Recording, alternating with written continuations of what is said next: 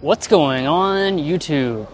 So when it comes to Subarus, really the most prominent nameplate that people think of is the Outback. This is a vehicle that's been around for a very long time and is basically iconic.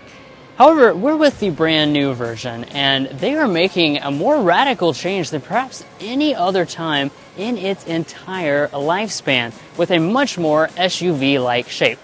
So here's the all-new 2026 Outback, and let's go ahead and dive in for a detailed first look.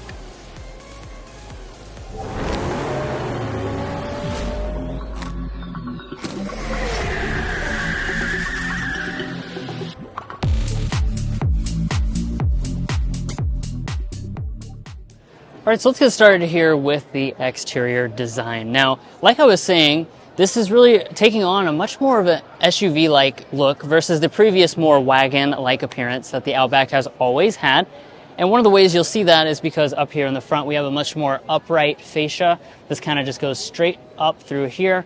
The grille itself is larger than it has ever been before as well. You've got the gloss black finish along the top.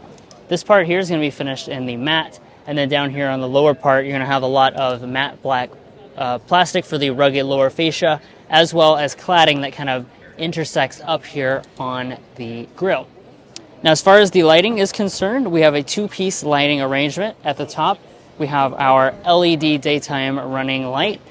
You also have your crystal lights right there, and then you have your projector LED headlight right below that in its separate housing. And of course, I already showed you guys those LED fog lights down there at the bottom. Ground clearance, of course, will continue to be over 8 inches with this model. It'll be about 9.4 inches when you go for that new Wilderness trim level. Now moving on to our wheels, as you can see, we've got a really nice looking multi-spoke alloy wheel. This is the touring trim level, so this is the kind of the top dog. Really nice design to this. The cladding also is going to be very squared off. It's kind of a two-piece design, so you've got it coming up there and then intersected kind of straight across. As far as our mirrors are concerned, we have all the features you would expect for a top-tier model. Now at the side, you'll really start to see the fact that this Outback is certainly not as wagon-esque as the outgoing generation. It definitely has a more squared off and boxy appearance to it, which certainly appeals to that American market. Now, as far as some specific design elements, there's actually quite a lot to talk about here because this is a very radical departure for the Subaru brand. We're going to have raised roof rails. Those are going to be standard equipment. I'm actually noticing these are a nice metal finish as well. And then as far as other things, we have like this floating piece out here in this intersection. This is going to be finished in a body color, and then your lower panel or back panel is going to be finished in a plastic. So adds a little bit of contrast as well as some body color elements. Overall, I think it looks decently handsome here at the side. And then as we head around to the rear of this Outback, you're going to see once again a pretty radical design change for this all-new model. You'll notice that we have a very squared off look to it, and we're also going to have full-length LED taillights, so that's different from the current generation. They go across the back into the Subaru logo. As far as the unit itself, it does appear to be LED accented. The turn signal does look like that is incandescent, and perhaps even the reverse light. We'll have to test that out a little bit later, but it doesn't look like a full LED taillight unit. I'm a little disappointed by that. We are going to keep a wiper, though, and we have Outback branding across the back. Down at the lower fascia, this is all a matte black plastic with Subaru stamped in. We don't have official tow ratings yet. However, spoiler alert, the powertrains do not change for this Outback, so we do expect that to remain mostly the same. Now, when it comes to your safety systems, this Outback is going to have all of your active safety features as standard equipment. We do expect similar performance as compared to the outgoing generation. However, they're also adding a new hands-free function for this Outback, so we also look forward to testing that out. It's supposed to work at speeds of under 85 miles per hour.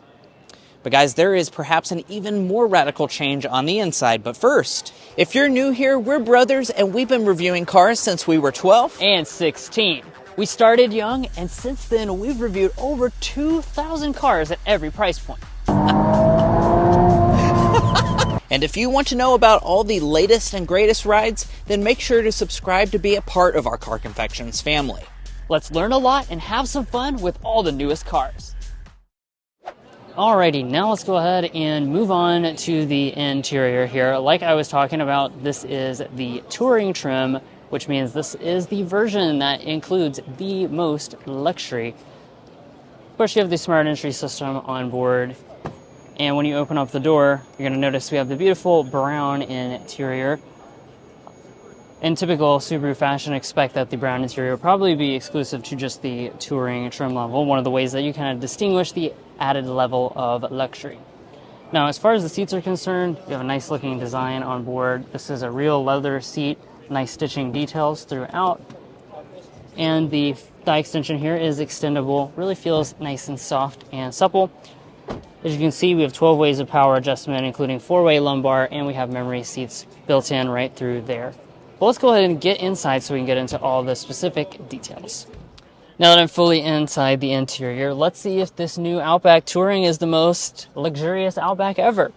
So over here on our door trim, we have a nice leather material with stitching detail. Brown leather goes through there, and we have a soft touch material across the top. This will continue over here on the upper dashboard. More of the leather runs through here with the stitching detail. As we go down to the lower panels, this is actually not padded. I'm surprised to see that because I know the previous generation did have some padding down here. It appears that they have done away with that for this all-new version, but everything still feels pretty solid even though this is a prototype vehicle, as this says right up there on the dash.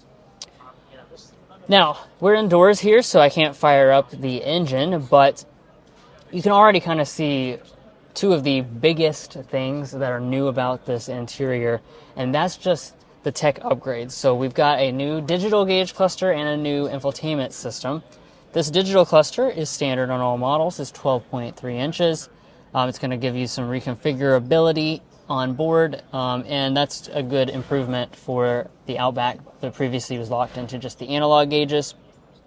I might as well go on to mention the main display over there. That is going to be 12.1 inches. Previously, you had that big tablet-style display. They've gone to a more simple and conventional version, so this gives you the large display, new software, which should function better, although I can't test it out right now. And critically, you've separated out your climate system from the main display, so it's actually down here below with the physical controls throughout. But before we get into that, let me shift back over here to the steering wheel. This is kind of the same steering wheel Subaru uses on most of their models. Leather wrapped, heated, of course, manual tilt and telescoping. Opening up our storage here, pretty decent amount. We have a felt lining down there at the bottom. We have a 12-volt outlet and a little slot right there, 2 cup holders. And then up in the front, we have a wireless phone charging pad. This doesn't slide, but you do have some storage over there on the passenger side. Now, as far as the shifter is concerned, we have a traditional style Subaru shifter. Obviously, just pull back for drive. You have paddle shifters to go through some simulated gear changes if you so desire. One of the big things I want to point out is we now have a 360 camera. That's going to be on the top trims, of course, but definitely is an improvement over the previous one that just was front and back. And then, like I was saying earlier, the climate controls being separated, I think is going to be a big improvement because you can start up the vehicle and kind of get into that immediately without any types of lag. Heated and ventilated seats as well here on this top spec model. As far as the audio system is concerned, we still got a Harman Kardon sound system. This is one of my favorite systems in the previous generation for the entire midsize SUV segment. So hopefully it will continue to deliver that same quality this year as well. Up top, digital camera, rear view mirror with HomeLink remote on the touring trim. And then check out this headliner. So this is definitely not the typical headliner. You can see it's got a totally different texture, very fabric-like. I don't know, it's kind of hard to describe, but it's just a different look than the average headliner. I'm liking that they're thinking about that detail. We've got a standard size sunroof on board as well.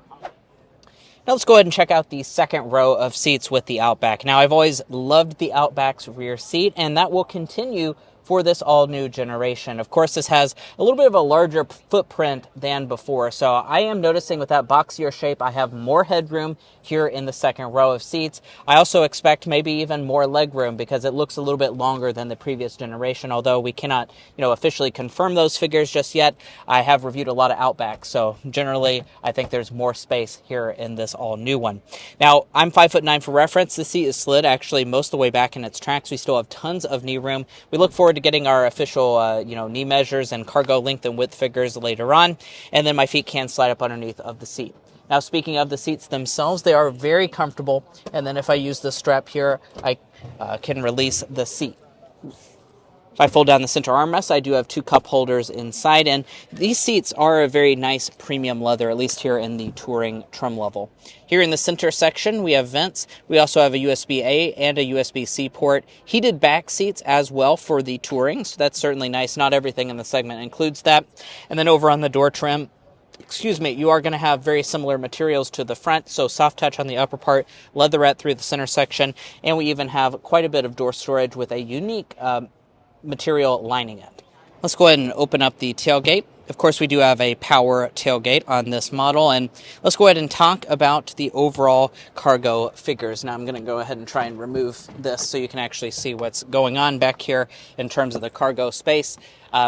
Subaru says about 34.6 cubic feet of cargo capacity for this new Outback behind the second row of seats. That represents a 2 cubic feet advantage over the outgoing generation. So you're going to be looking at a very spacious SUV for this new Outback, SUV, wagon, whatever you want to call it at this point, but it certainly is going to be a good amount of space, sitting probably close to the 80 cubic foot mark with the seats folded down. So I'm definitely happy to see that space improvement. The features back here, as far as those are concerned, the seats do fold 60-40 split. We have handles here on the side to fold those seats down. And then if we lift up the cargo floor, there's a little bit of additional space underneath of here. And I do expect, of course, to also have a spare tire. And by the way, if you are curious as to how the current Outback compares to some of its competition, you can find that at carconfections.com/vehicle rankings. We've gone through all the 2-row midsize SUVs out there, and it certainly is a useful tool if you're looking to shop, especially when it comes to technology, powertrain options, as well as cargo space.